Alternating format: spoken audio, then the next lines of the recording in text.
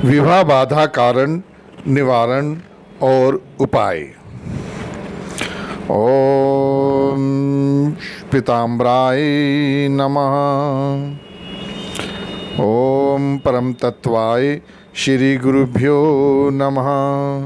मैं आचार्य अनिल वर्मा, ज्योतिष, वास्तु, तंत्र मंत्र विशेषज्ञ, आप सबका रिद्धि सिद्धि चैनल पर स्वागत करता हूं, अभिनंदन करता हूं। आपसे निवेदन है कि आपको वीडियो पसंद आए तो कृपया लाइक का बटन जरूर दबाएं और भविष्य में ज्योतिष, वास्तु, तंत्र मंत्र संबंधित वीडियो के लिए कृपया चैनल को सब्सक्राइब जरूर करें। आज हम विवाह में विलंब के कारण और उसके उपाय के बारे में चर्चा करते हैं। जन्म कुंडली के सप्तम भाव एवं सप्तमेश ग्रह से विवाह एवं दाम्पत्य सुख का विचार विशेष रूप से किया जाता है। इसके अतिरिक्त विवाह काल का निर्णय करते समय ज्योतिषीय दृष्टि से अनेक तत्वों पर भी विचार किया जाता है, जैसे सप्तम भाव में शनि, सूर्य, मंगल, राहु, केतु आदि क्रूर ग्रह की स्थिति, सप्तमेश ग्रह का 3, 6, 8 या 12वें भाव में होना, विवाह सुख के कारक ग्रह शुक्र या गुरु की शुभ अशुभ स्थिति, नवांश कुंडली में जन्म कुंडली के सप्तमेश ग्रह की शुभ अशुभ स्थिति, सप्तम एवं पंचम भाव पर किसी शुभ ग्रह की स्थिति या दृष्टि संबंध, चलित कुंडली में सप्तमस्थ ग्रह या सप्तमेश ग्रह की स्थिति, विवाह कारक ग्रहों की दशा अंतर्दशा का शुभ अशुभ तव और लग्नेश व सप्तमेश ग्रहों की पारस्परिक स्थिति एवं दृष्टि आदि का संबंध होना। यदि सप्तम भाव में सूर्य, शनि, मंगल, राहु आदि क्रूर ग्रह हों तो इन ग्रहों की दशा अंतर्दशा में जातक या जातिका के विवाह सुख में विघ्न, बाधाएं एवं विलंब उत्पन्न होते हैं। यदि सप्तमेश ग्रह राहु, शनि आदि क्रूर ग्रह से युक्त हो तो सप्तम भाव पर किसी शुभ ग्रह की दृष्टि युति हो तो वैवाहिक सुख में विलंब अथवा कमी होती है। यदि लग्नेश सप्तम भाव में राहु, सूर्य आदि क्रूर ग्रह युक्त हो तो लगन पर क्रूर ग्रह की शत्रु दृष्टि पड़ रही हो तो भी जातक जातिका के विवाह में विलंब होता है। सप्तम भाव में 2 पाप ग्रह हो तो पंचम में चंद्रमा हो तो भी जातक के विवाह सुख में विलंब होता है। इसके अतिरिक्त लड़के की कुंडली में विवाह के कारक ग्रह शुक्र की स्थिति तो लड़की की कुंडली में पति के कारक ग्रह बृहस्पति की शुभ अशुभ स्थिति का भी विचार करना बहुत जरूरी होता है। सप्तमेश एवं चंद्रमा दोनों पाप ग्रह से युक्त अथवा पाप ग्रहों से दृष्ट हों तो भी विवाह सुख में विलंब अथवा कमी होती है। यदि जातक के तीसरे, छठे, 8वें या 12वें भाव में सप्तमेश ग्रह नीच, अस्तगत तथा अशुभ ग्रह युक्त या दृष्ट होकर पड़ा हो तो ऐसी स्थिति में भी सप्तमेश ग्रह की दशा अंतर्दशा होने पर भी विवाह आदि सुख कार्यों में अड़चनें पड़ती हैं। मांगलिक दोष का भी विचार विवाह के कारक में किया जाता है। यदि लड़के या लड़की की कुंडली में 1, 4, 7, 8 या 12वें भाव में मंगल पड़ा हो तो कुंडली मांगलिक दोष कारक मानी जाती है, जिसके प्रभाव स्वरूप जातक के विवाह सुख प्राप्ति में बार बार विलंब अथवा अत्यंत कष्टों का सामना होता है।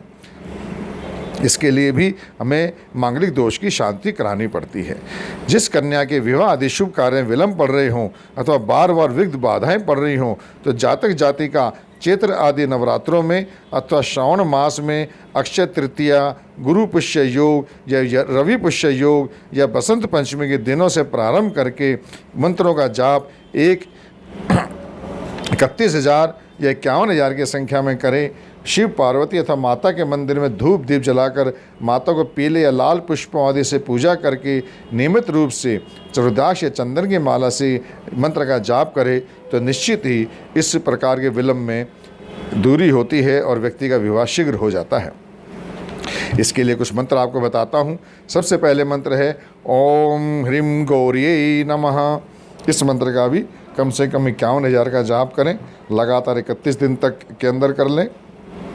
एक मंत्र और है, हे गौरी शंकर अर्धांगिनी यथा त्वं शंकर प्रिया तथा माँ कुरु कल्याणी कांत कांताम सुदुर्लभाम। इस मंत्र का अर्थ है, गौरी माता शंकर की अर्धांगिनी, जैसे आप शंकरी प्रिया हो, कल्याणी वैसे मुझको मनोवांछित दुर्लभ वर प्रदान करें।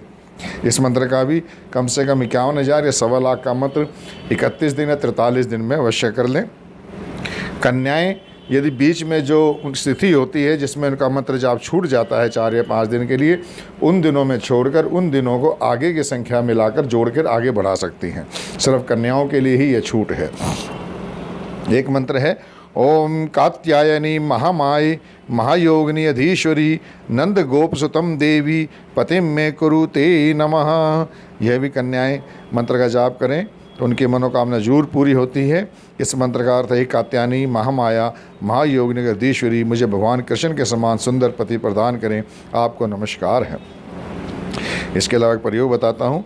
श्री दुर्गा या गौरी माता के मंदिर में अथवा घर के पूर्व या पवित्र स्थान पर माता की मूर्ति स्थापित करके उसके सम्मुख कंबल या कुछ आसन पर बैठकर अपने आप को शुद्ध करके और संकल्प करके, हाथ में जल लेकर संकल्प करना होता है कि मैं इस कार्य के लिए इस मंत्र का जाप कर रही हूँ।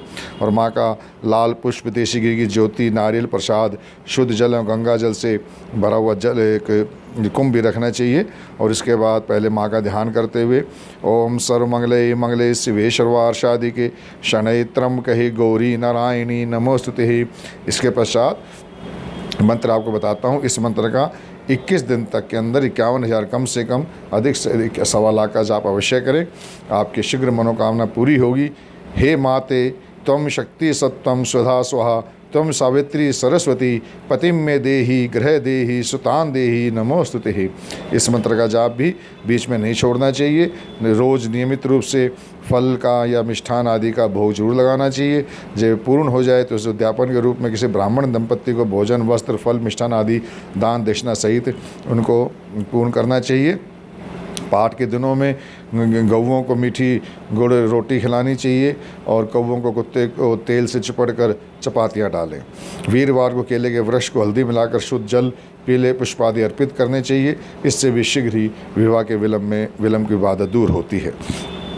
लड़कों के लिए विवाह के विलम्ब जो होता है, उनकी मनोवांछित स्त्री की प्राप्ति के लिए मंत्र है, दुर्गा सप्तशती का मंत्र है, पत्नीम मनोरमा देही मनोव्रतादुसारणिम तारणिम दुर्गा संसार सागरस्य कुलब्ध्वाम।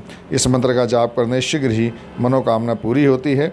और शीघ्र विवाह के लिए शुक्ल पक्ष के प्रथम सोमवार को भगवान शंकर का व्रत करें।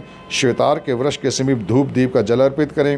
हाथ धोकर 8 पत्ते तोड़कर लाएं, 7 पत्तों की पतल बनाएं और 8वें पत्ते पर अपना नाम लिखकर भगवान शंकर को अर्पित करें। जब तक वैवाहिक संबंध न बन जाए प्रत्येक सोमवार को यह क्रिया करें। जिस युवक के विवाह में विलम्ब हो रहा हो वे किस मंगलवार संध्या समय किसी भी हनुमान मंदिर में जाकर उनके माथे थोड़ा सिंदूर लेकर उसी मंदिर में राम सीता की मूर्ति चरणों में लगा दें और शीघ्र विवाह के लिए निवेदन करें। इसके अलावा विवाह योग्य लोगों को प्रत्येक गुरुवार को नहाने वाले पानी में चुटकी हल्दी डालकर स्नान करना चाहिए। केसर का भी प्रयोग करना चाहिए। ऐसे लोग गुरुवार को गाय को भोग अर्थात 2 आटे के पेड़े पर थोड़ी हल्दी लगाकर थोड़ा गुड़ तथा चने की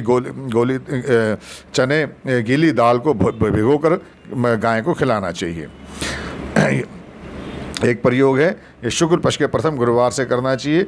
गुरुवार की शाम को 5 प्रकार की मिठाई के साथ हरी इलायची का जोड़ा तथा शुद्ध घी के दीपक के साथ जल अर्पित करें।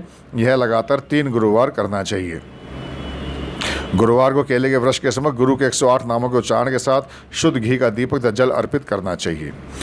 एक उपाय बताता हूँ, इसमें किसी प्रकार की रुकावट होगी वह दूर हो जाएगी और अनेकों प्रकार की समस्याएं हैं इस उपाय से दूर होती हैं।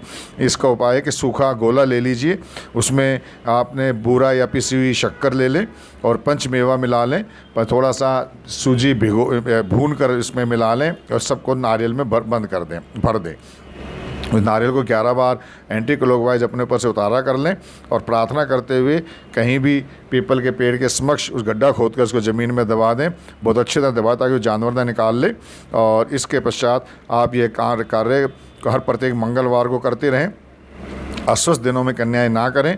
इसके बाद यह प्रयोग सोमवार रात्रि से मंगलवार सुबह होने तक जल नहीं पीना और किसी से बात भी नहीं करनी। 7 मंगल होने बाद स्वयं ही चमत्कार देखेंगे।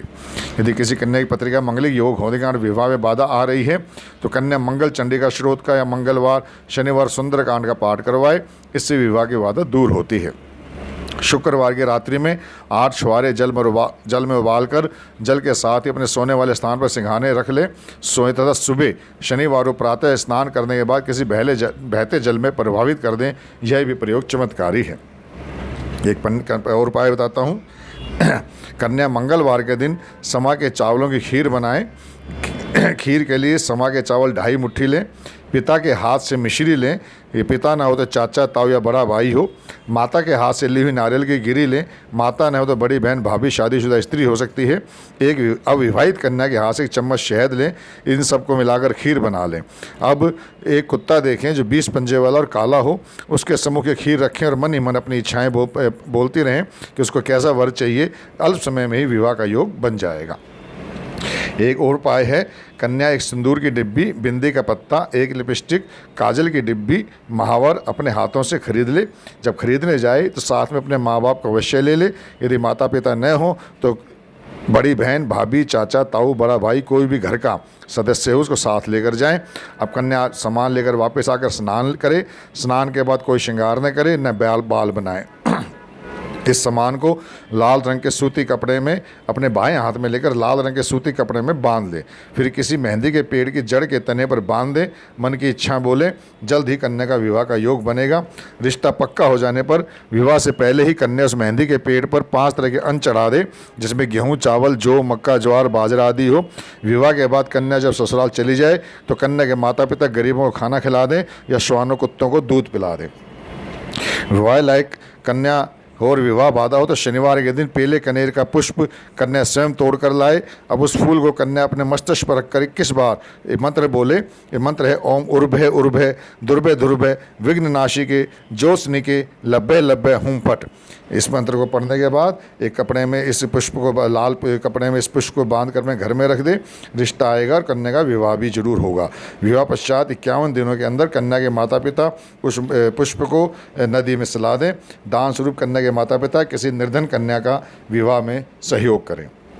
इस प्रकार इन चमत्कारी उपायों से जिनके भी विवाह में विलंब हो रहा है उनके विवाह की बाधा दूर होगी।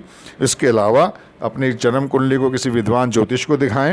यदि जन्म कुंडली में किसी प्रकार के शुभ योग होंगे, ग्रहों की दशा अंतर्दशा आदि देखकर जो भी ग्रह कुंडली में विवाह के अंदर बाधा बन रहे हैं या दोष दे रहे हैं, किस प्रकार परेशानियां दे रहे हैं, उन ग्रहों का मंत्रों से जाप आदि अनुष्ठान करवाएं, दान आदि करें। जो ग्रह शुभ होते हैं उनको पहनना चाहिए, उनको धारण करना चाहिए। जो अशुभ ग्रह हैं उनका दान, पूजा, मंत्र आदि से संतुष्ट किया जाता है। इस प्रकार अनेकों प्रकार के उपायों से जीवन के अंदर समस्त प्रकार की बाधाओं का निवारण किया जा सकता है।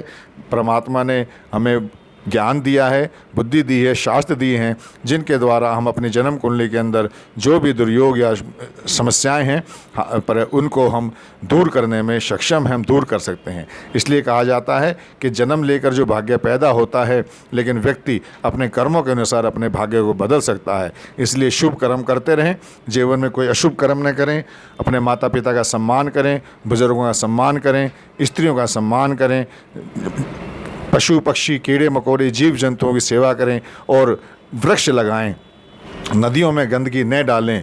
यह भी एक शुभ कर्म है। इस प्रकार हम अपने जीवन को आगे बढ़ सकते हैं। आप सबको बहुत बहुत धन्यवाद और आपसे प्रार्थना है यदि आपको वीडियो पसंद आए तो लाइक का बटन जरूर दबाएं और भविष्य में ज्योतिष, वास्तु, तंत्र मंत्र संबंधित और अधिक जानकारी के लिए हमारे इस चैनल को सब्सक्राइब जरूर करें ताकि आपको उसकी आगे की वीडियो प्राप्त होती रहें। आपका बहुत बहुत धन्यवाद। नमस्कार। ओम शांति।